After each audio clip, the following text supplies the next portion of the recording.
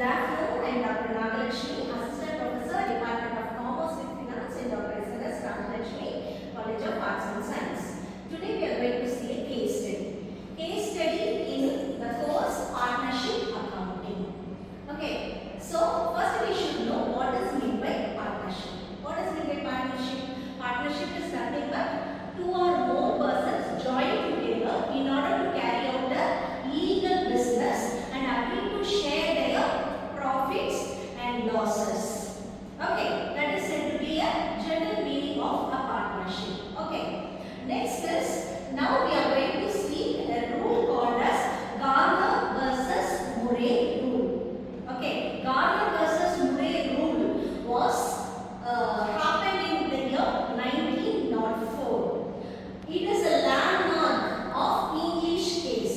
English case means it happened in England. Okay, so in partnership accounting, that addresses how to handle capital deficiencies when a partner becomes insolvent. When a partner becomes what? Insolvent. And cannot contribute further to cover loss. Okay, so we should know what is mean by solvent partner and what is mean by insolvent partner. What does mean by insolvent partner? A partner who has been declared by the court of law that he does not have anything. That is, his liabilities are more than his assets. He went to loss. So he will be declared as an insolvent person by the court of law. So that person is said to be an insolvent person. Okay, so when a person becomes insolvent, he will not have any cash in his hands. If any loss happens, he cannot contribute to solve that loss. Okay, so in this case, what happened is we will be discussing in the Garner Vs Murray Rule. Okay, so background of the case. What is the background?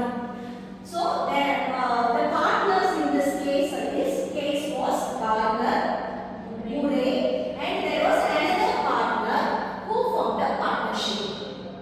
Okay, so the partnership was dissolved. Dissolved means the partnership has been closed. Okay, it may be on any grounds. It may be a mutual dissolution, or it may be due to illegal business. The court may ask to dissolve. If any partner becomes insolvent, then the partnership has to be dissolved. There are various reasons for dissolution. So in this case, the partnership was dissolved. Upon dissolution, it was found that one partner was insolvent. So three partners were there. At the time of dissolution, it was found one partner was insolvent and could not contribute to cover his share of loss. He does not have anything to contribute for the loss. The issue was, okay, what was the issue?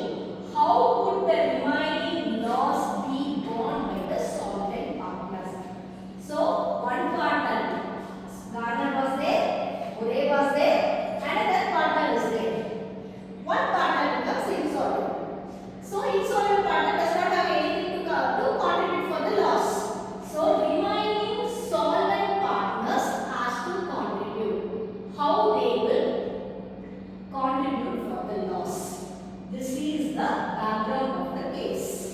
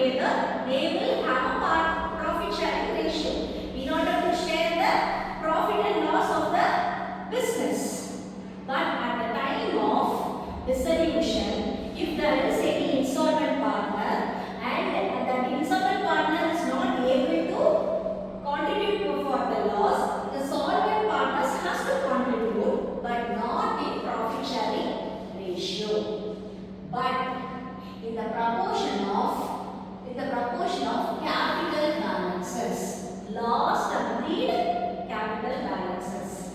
Okay. So here I will explain what is, there is an example for it. I will explain for this. Okay.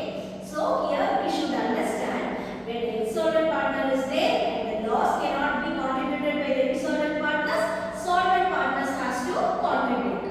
They have to contribute. How they will contribute? Not in the aspect of profit sharing ratio, but in the aspect of capital balances. But in the proportion of their last agreed capital balances. Okay. See, there is a simple case study with an example. See, three partners are there, A, B and C. Okay, how many partners are there? Three partners. Three partners are there, A, B and C. Okay, so they are sharing their profits in the ratio 3:1 ratio. Here the capital balances before resolution is given. So at the time, before the time of closing, the capital balances are there. What is the capital balance?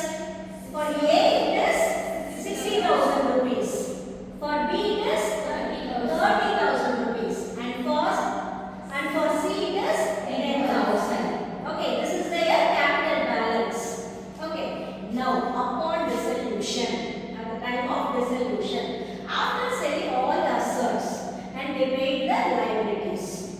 Okay, so business will have its own assets. Building will be there. They may have the machineries. They have the furniture. They may have some investments. Everything was sold and it was raised into cash and they paid to the liabilities. Okay, final cash available after paying everything. The final cash available in the partnership is 80,000 rupees. Okay, C's capital account shows a deficiency of 10,000 rupees. Okay, C's capital account. So at the time of dissolution, all the capital accounts will be closed. They will be settled. At the time of closing, there was a deficiency of 10,000. Minus balance was there in C's capital account.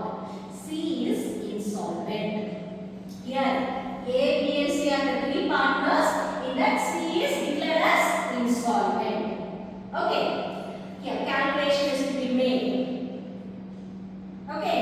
The loss has to be borne by the solvent partners. Who are the solvent partners here? Louder. A and B are the solvent partners because C is an insolvent partner. Okay. So, total capital. How much is the total capital? It's 60,000 plus 30,000 plus 10,000. So, total capital was 1 lakh. Okay.